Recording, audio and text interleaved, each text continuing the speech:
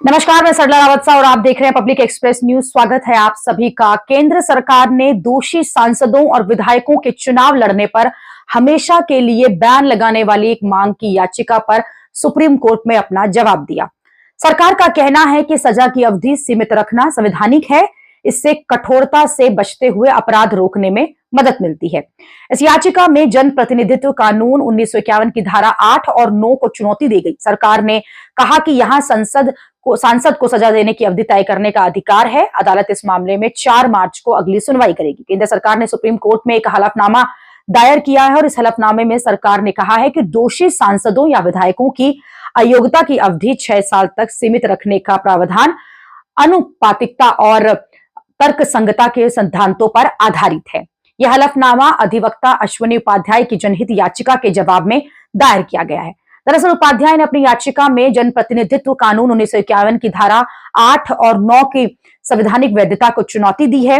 याचिका में दोषी सांसदों विधायकों पर चुनाव लड़ने के लिए आजीवन प्रतिबंध लगाने की मांग की गई।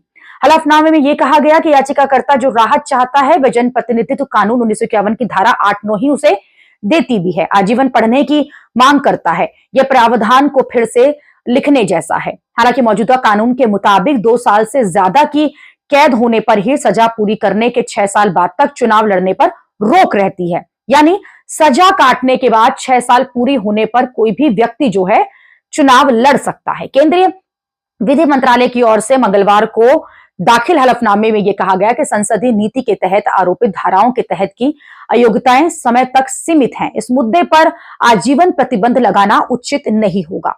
याचिका में लगातार यह अपील की जा रही थी कि जो पहले के नियम है उनमें बदलाव किया जा सकता है जिससे कि छटनी हो सके। यानी कि जिन लोगों पर अपराध हुआ है, जिन्होंने अपराध किया है, जो सजा काट के आए हैं, उसके बाद केवल 6 साल के नहीं बल्कि आजीवन वो चुनाव में नहीं लड़ सकते हैं, ऐसा प्रावधान आना चाहिए। केंद्र सरकार ने अपनी ओर से हलफनामा दायर किया है जिसमें उन्होंने कानून का ही जिक्र किया है और ये कहा है कि तर्कसंगत नहीं दिखता ये कोर्ट।